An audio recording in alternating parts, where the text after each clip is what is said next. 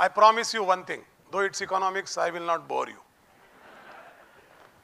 Actually, it's a very simple thing, economics. It's a science of life. It's a science of resources. I don't know who are those intelligent people made it so complicated. It's a science of resources. The problem in this country, we teach in the art, BA economics. We don't have BSc economics.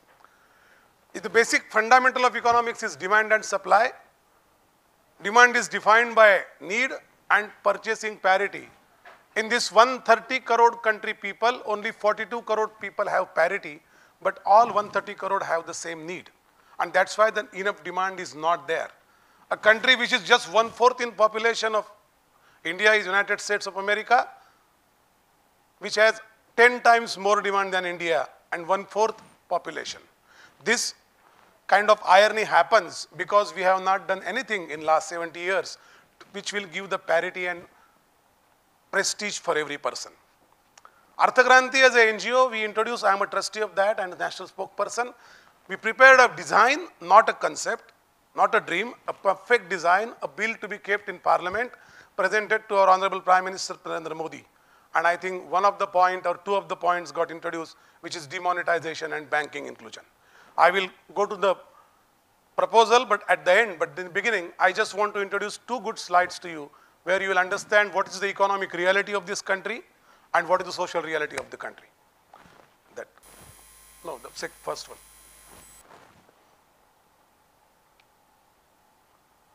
No, the Adobe Flash.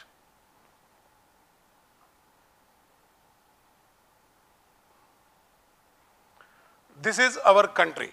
It's such a simple thing to understand. Do not get confused if anybody confuses you on economics. It's a science of life, remember that. This is the building, this is our country. It has 4 floors, say.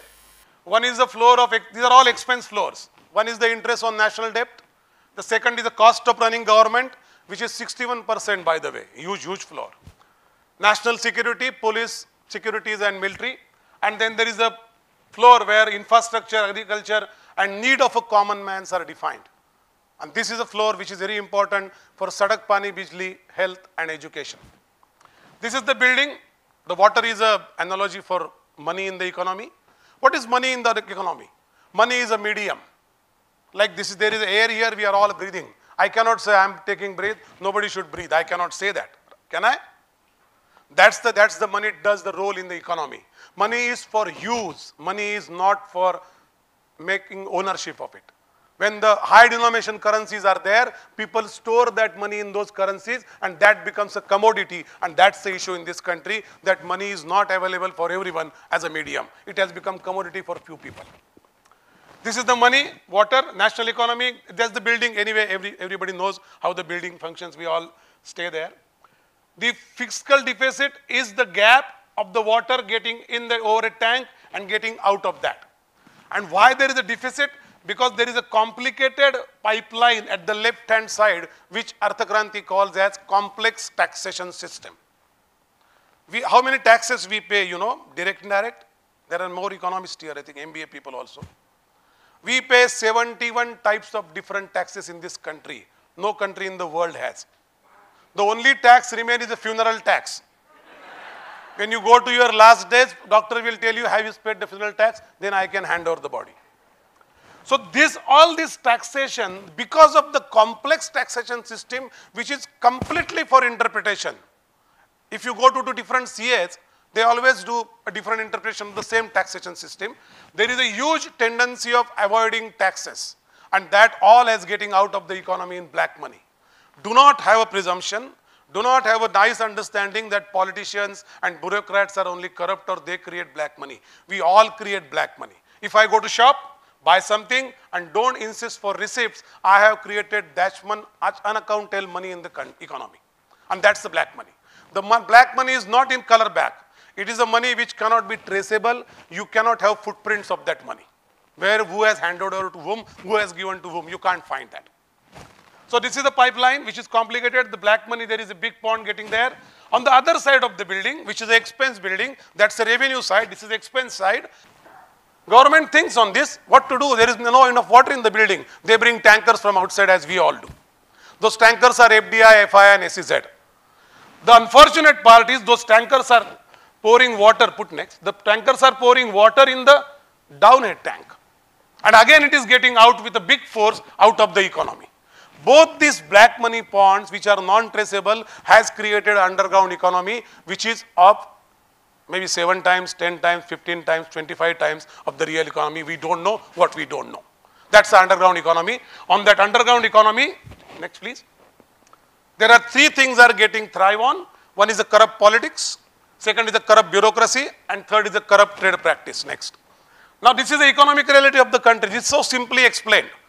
And now the social reality is, this country there is a boat. There are 3 decks on the boat. One is the upper deck, middle deck and lower deck. The upper deck is the elite class, which 8 to 10% people.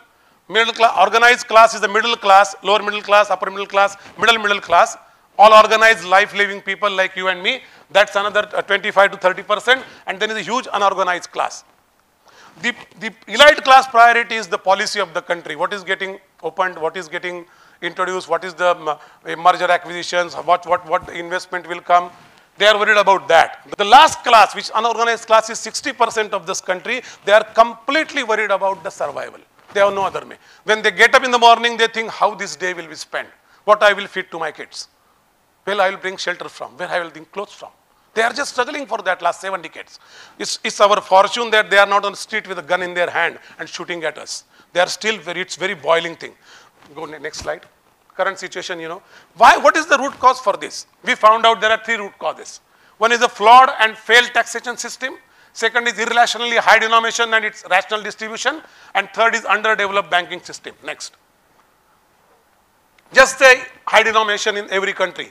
USA has a $53,000 per capita income. The highest currency note is $100. These are the cost of the printing note. The 1,000 rupees note is only cost 4 rupees. In a parallel economy, in our neighbor country market, it costs 39 rupees to print a jolly 1,000 rupees note, a fake currency note. And that means it's 761% profit. There is no business in last 10,000 years in the world which has given so much profit to any entrepreneur.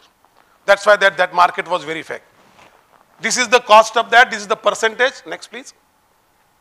So Arthakranti given as a 5-point proposal. Very simple. We said withdraw entire taxation system, direct, indirect, all state, local, central tax, completely withdraw except for custom duty and import duty. Why custom and import duty be excluded? Because they are not meant for revenues. They are meant for the international trade balance. Because otherwise the market will be full with some other countries, Chinese good, and the Desi people will not have anything to sell. So that is for regulator, they are not for revenue. Then we say enter a transaction tax. For that, every transaction has to be routed through a bank, and you introduce, say, 2% transaction tax for every transaction that happens. Next. This deduction is only on the receiving account. If I give a check of 100 rupees to you, I will not pay any tax, but the person receives that on the credit.